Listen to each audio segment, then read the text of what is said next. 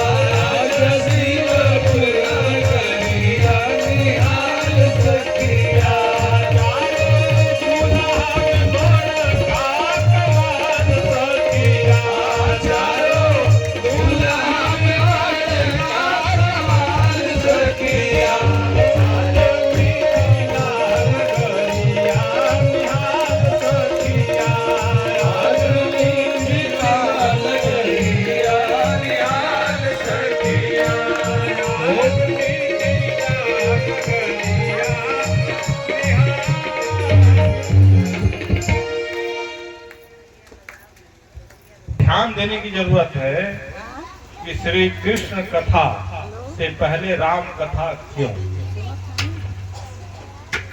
राम जी द्वारा जितना भी आदर्श किया गया है, हाँ, मिथिला नगरिया निहाल सकते सही। उस राम जी के आदर्श चरित्र को हम अपने जीवन में उतार कर अपने जीवन को सुंदर बना सकते हैं। लेकिन कृष्ण के द्वारा जो भी किया गया है, अगर हम उसको अपने जीवन में उतारेंगे तो हमारा जीवन क्या होगा? हर तरफ से बात सुनने को मिलेगी। तो रामचरित्र अपने जीवन में उतारिए और उतार कर क्या करना है? अपने जीवन को मर्यादित बनाइए। और जब तक हम रामचरित्र को अपने हृदय में उतार कर अपने हृदय में अवस्थित करके अपने आप को मर्यादित नहीं बनाएंगे, तब तक हमें कृष्ण कथा और कृष्ण चरित्र समझ में आने वाला नहीं है। तो राम रूपी मर्यादा का चश्मा लगाकर तब हम कृष्ण कथा में प्रवेश करेंगे, तब कृष्ण कथा समझ में आएगा। क्योंकि कृष्ण ने जो जो किया है वह हम नहीं कर सकते। अरे कृष्ण ने तो पूतना का स्तनपान किया, जहर पिया, हम पी सकते हैं क्या? कृष्ण ने 16,108 रानियों के साथ विवाह किया, हम कर सकते हैं क्या?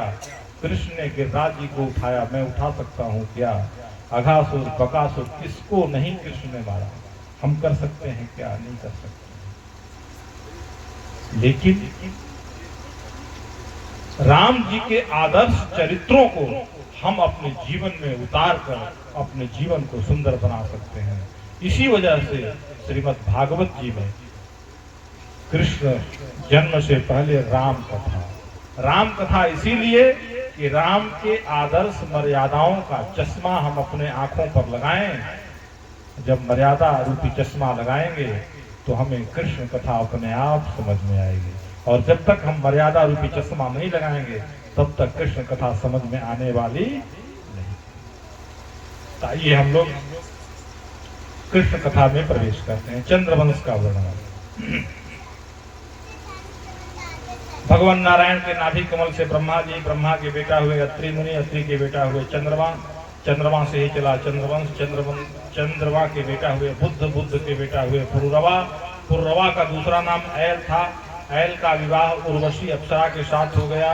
उनके आयु, शतायु, शतायु, रय, जय, विजय आदि 6 बेटा हुए। इन्हीं के प्रतापी वंश में आगे चल के महाराज नहुष का जन्म हुआ।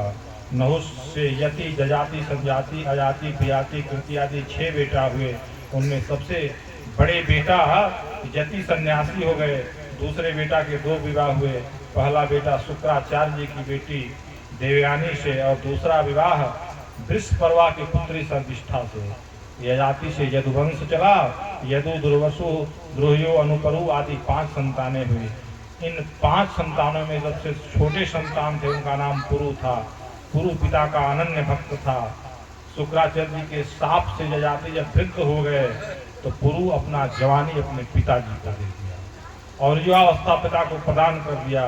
ययाति ने पुरु को ही चक्रवर्ती सम्राट घोषित कर दिया और बड़े पुत्रों को स्थापित कर दिया कि तुम्हारे वंश में कोई चक्रवर्ती नहीं होगा। पुरु वंश में ही राजा दुष्यंत, इनके बड़े प्रतापी पुत्र हुए भरत, जो बचपन में सिंहों से क्रीड़ा करते थे, और इन्हीं के प्रतापी वंश में राजा रंतिदेव हुए, जिन्होंने सूखा पड़ जाने पर प्रजा में अपना सर्वस्व खजाना लुटा दिया और 49 दिन तक भूखे बैठे थे। ऐसे प्रतापी पुरुवंश में हे परीक्षित, तुम्हारा भी जन्म हुआ, तुम पुरुवंशी हो। पुरु महाराज के जो सबसे बड़े भाई थे जदु, उनसे चला यदुवंश। यदुवंश में अजमेर, देवमेर, सूरसेन प्रभृति आदि बड़े बड़े प्रतापी राजा हुए। महाराज सूरसेन के बेटा हुए आनंद दुंदुभि, इन्हीं का नाम वसुदेव हुआ। वसुदेव भी है और वसुदेव की 7 पत्नियां थीं, जिनकी 7वीं पत्नी देवकी के गर्भ से 8 संतानें हुई और उन 8 संतानों में जो 8वां संतान था वो हुए श्री कृष्ण। परीक्षित महाराज सुखदेव जी से अपने गुरुदेव से तुरंत प्रश्न करते हैं, कथितो वंश विस्तारो भवता सोमसूर्ययोः राज्ञां चोभयं वंश्यानां चरितं परमाद्भुतम् यदोश्च धर्मशीलस्य नितरां मुनिषत्तमा तत्राश्रेणावतीर्णस्य विष्णोर्वीर्याणि संसनः। मैं जानना चाहता हूं कि महाराज यदु के वंश में मेरे प्रभु का प्राकट्य अपने अंशों के साथ कैसे हुआ। जिज्ञासाएं तो बहुत हैं, लेकिन जो श्री कृष्ण कथा है भौरों की मीठी कथा है, मीठी दवा है। आप श्री कृष्ण जन्म को जरूर सुनाइए कि हमारे प्रभु कैसे प्रकट।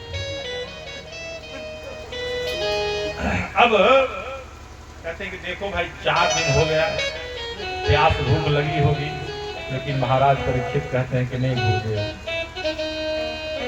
आप मेरे भूख प्यास की चिंता मत करिए। अरे जिस चरितामृत का मैं पान कर रहा हूं, इसके बाद भी अगर भूख प्यास लग जाए तो बड़ी अद्भुत बात होगी। तो हमें भूख प्यास नहीं है, खुद अमृत तो आप पिला ही रहे हैं। अब इससे बढ़ के कौन क्या चीज पीना है। कहते हैं हे परीक्षित, आप तूने जो